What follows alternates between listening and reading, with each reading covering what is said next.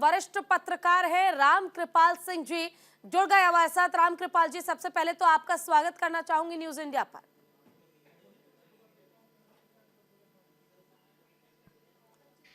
जी, सवाल पूछे। जी राम कृपाल जी, देखिए जिस तरह से अब सत्ता परिवर्तन पूरा तख्ता पलट होने के लिए बिहार में तैयार है, क्या ये माना जाए कि नीतीश कुमार को ये समझ आ चुका है कि मोदी है तो जीत की गारंटी है, और उसी के बाद अब परिवर्तन को तैयार नीतीश कुमार एक बार फिर से? देखिए, बिल्कुल आप सही कह रही हैं। जो थोड़ी बहुत नीतीश जी ने जो प्रयास किया था शुरुआत में कि बीजेपी के खिलाफ पूरे देश में एक कैंडिडेट होगा विपक्ष का, एक तो वो परवान नहीं चढ़ा। दूसरे जो 22 जनवरी को जो अयोध्या में हुआ, उससे सिर्फ नीतीश जी को ही नहीं पूरे विपक्ष को ये पता चल गया कि 24 की लड़ाई वो हार चुके हैं। लेकिन दरअसल जो नीतीश जी आज जो कुछ करने जा रहे हैं ये कोई नई बात नहीं है। देखिए, नीतीश जी का संकट ये है कि वो अपने राज्य में तीसरे नंबर की पार्टी है। जी। पहले नंबर आरजेडी है, दूसरे पर बीजेपी है, तीसरे पर नीतीश कुमार की पार्टी है। जी। अब आप जरा कल्पना कीजिए कि पिछले लोकसभा में नंबर 1 पार्टी का कोई सांसद नहीं, नंबर 2 पार्टी तो बीजेपी है, नंबर 3 के 16 सांसद। बिल्कुल बिल्कुल। यानी आप कल्पना कर लीजिए कि नंबर 1 पार्टी का कोई सांसद नहीं, नंबर 3 पार्टी के 16 सांसद। ये करिश्मा हुआ कैसे? तो ये नीतीश भी जानते हैं, उनके एमपी भी जानते हैं, पूरा विपक्ष जानता है कि ये सारे लोग मोदी के वोट के नाम पर जीत के आए थे। अच्छा। तो 5 साल जैसे भी चाहे आपने राजनीति कर ली। अब नीतीश को लग रहा है कि अगर एनडीए में नहीं गए तो हमारी पार्टी टूट जाएगी, क्योंकि इन 16 एमपीज को अगर हम दोबारा टिकट देते हैं तो आरजेडी भी 17 को कम से कम टिकट देगी। 17-17 34 हो गया, 6 सीटें बची तो क्या कांग्रेस को देंगे, क्या वामपंथ को देंगे? जी समझ लीजिए। दूसरी बात, नीतीश कुमार ने बीजेपी क्यों छोड़ी थी? उनको यह शंका थी, एक अपने राज्य की तीसरे नंबर की पार्टी जो सत्ता की धुरी बन रही है, उसको हमेशा ये डर रहता है कि जिस बड़ी पार्टी के बगल में वो खड़ी है, कहीं ऐसा तो नहीं है कि वो बड़ी पार्टी हमारी छोटी पार्टी को निगल जाएगी, तोड़ देगी। यही डर उनको बीजेपी के साथ था। चिराग पासवान को नाम लेते थे। इस डर के बचने के लिए वो आरजेडी के पास आए। फिर उनको लगा कि ये तो आरजेडी भी हमको निगल जाएगी, अंदर अंदर खाने चलने लगा। तो वो अपनी उस छोटी सी पार्टी को लेके एक यानी कह सकते हैं कि नीतीश कुमार के सामने एक विवशता है बार बार इस तरह का यू टर्न लेने का। ठीक है, ब्रजेश मिश्रा जी भी हमारे साथ जुड़े हुए हैं। हाँ, कंप्लीट कीजिए आप। हाँ हाँ, बिल्कुल बिल्कुल। नीतीश कुमार जी राजनीति में वो शरणार्थी हैं, जिनको जिस भी घर में जाते हैं उनको लगता है कि वो घर कहीं हमको तोड़ न दे, इसलिए बेचारे वो भटकते रहते हैं। अब उनको लग रहा है 24 में विपक्ष तो कोई जीत कर हासिल नहीं करने वाला है, तो अपनी पार्टी को ऐसी जगह ले चलो जहां से अपने लोगों को थोड़ी बहुत जीत की संभावना दिखाई पड़ती है। इसलिए अब वो फिर एनडीए में लौट आए। ठीक है, ब्रजेश मिश्रा जी हमारे साथ जुड़ गए हैं।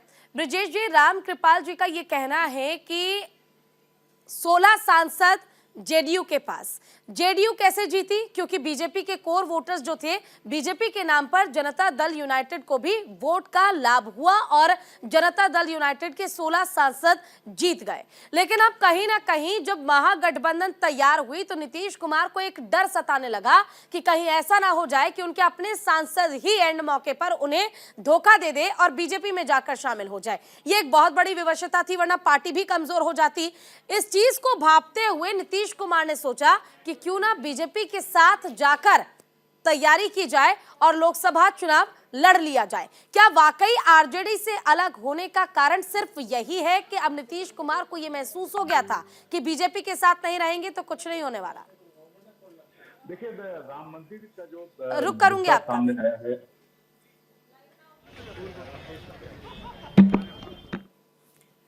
जी ब्रिजेश जी बताइए, क्या वाकई जेडीयू के पास ये विवशता है? उन्हें मालूम है कि बीजेपी नहीं तो जीत संभव नहीं है और पार्टी भी खत्म हो जाएगी?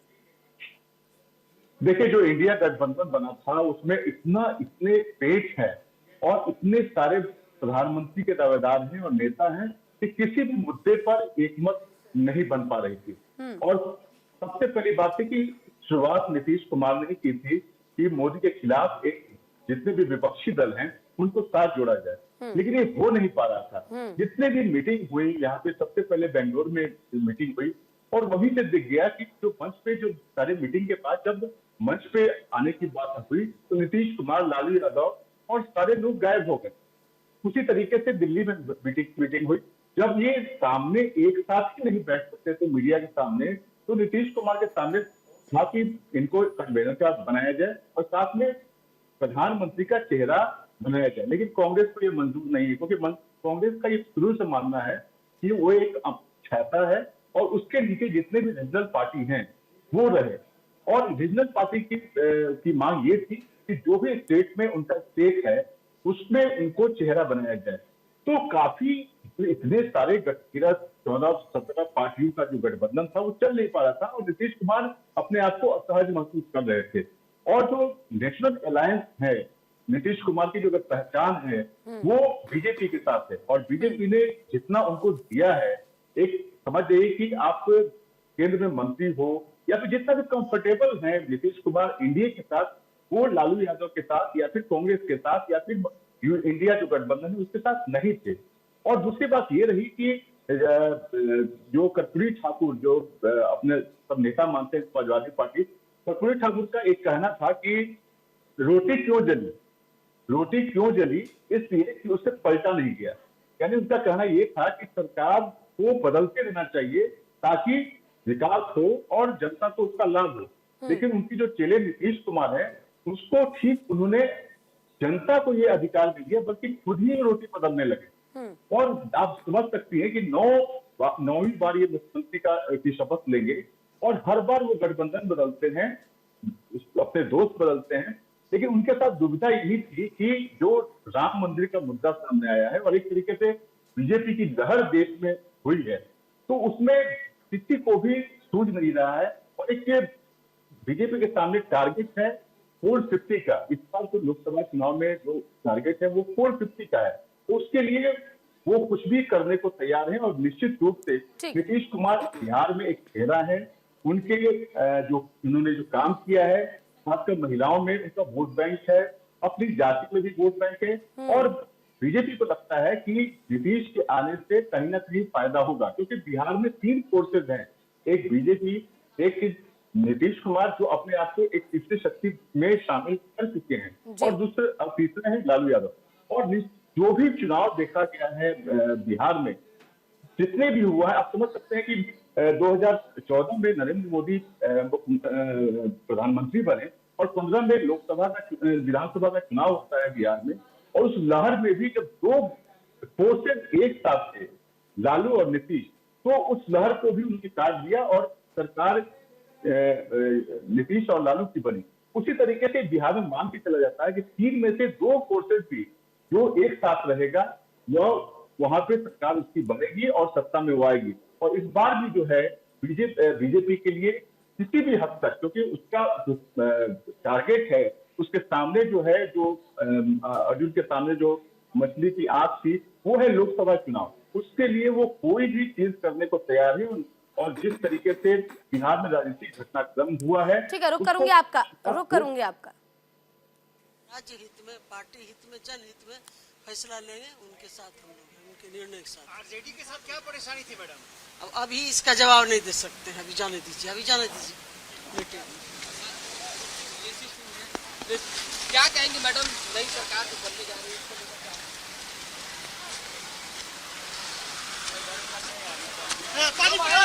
बंद कर दे यार।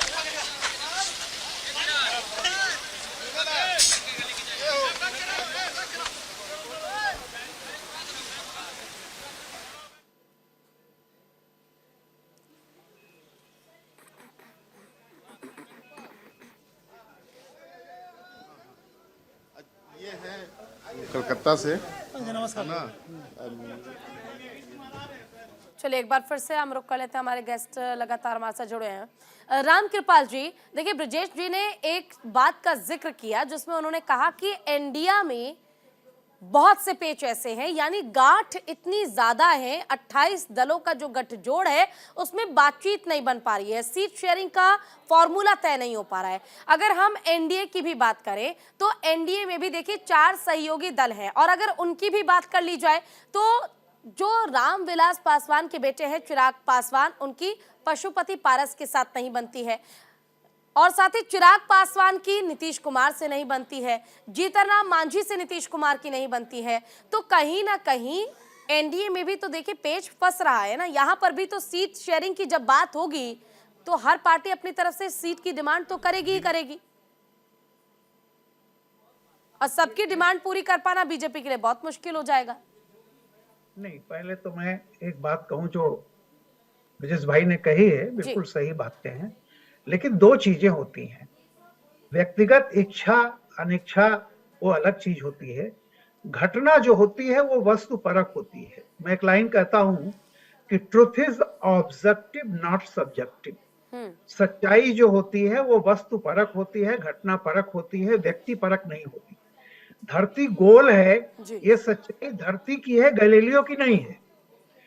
हर पार्टी में, आज की बात नहीं है, कांग्रेस पार्टी में भी एक जमाने में वामपंथी हुआ करते थे, चंद्रजीत यादव, इंदिरा के जमाने में चंद्रजीत यादव, मोहन धारिया। रुक करूंगी आपका बयान आ रहा। ये महागठबंधन में लालू जी के रिश्तों पर हो रहा है, मीडिया में जिस तरह की बातें आ रही है, हम लोग भी उस पर नजर गड़ाए हुए हैं। आज मेरे राष्ट्रीय अध्यक्ष भी आने वाले हैं।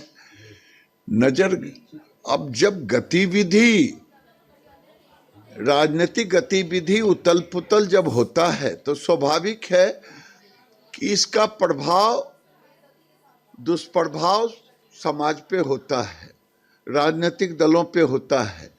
तो भारतीय जनता पार्टी एक सशक्त राजनीतिक दल है बिहार का, वो भी अपने विधायकों के साथ कल भी बैठक हुई, आज भी हम बैठक करेंगे,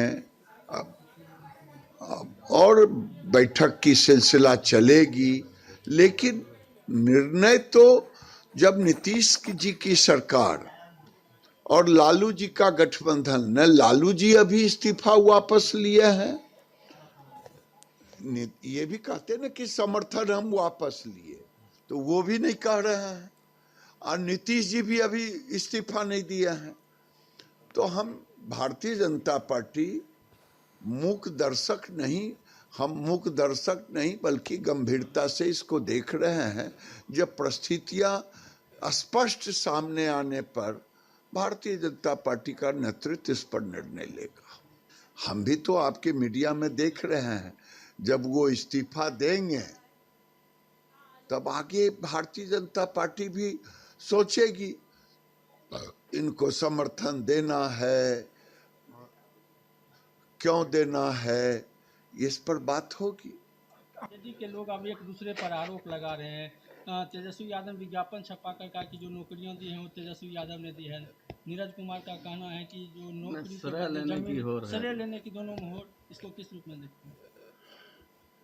मैं तो ये देखता हूं कि ये नौकरियां जब भारतीय जनता पार्टी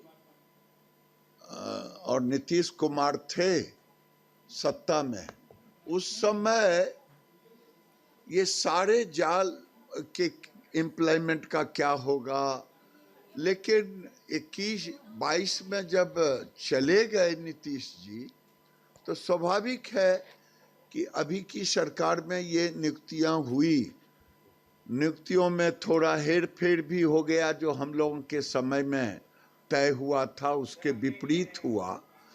तो इसमें तेजस्वी कहाँ से आ गए? तेजस्वी तो 22 से ले। तो देखिए इस तरह के बयान लगातार सामने आते रहेंगे, लेकिन हमारे साथ हमारे गेस्ट लगातार जुड़े हुए हैं, ब्रजेश जी और राम कृपाल जी। आप लोगों से अनुरोध है हमारे साथ लगातार बने रहिएगा, क्योंकि यहाँ वक्त छोड़ से ब्रेक का है। ब्रेक के बाद हम जल्द हाजिर होंगे।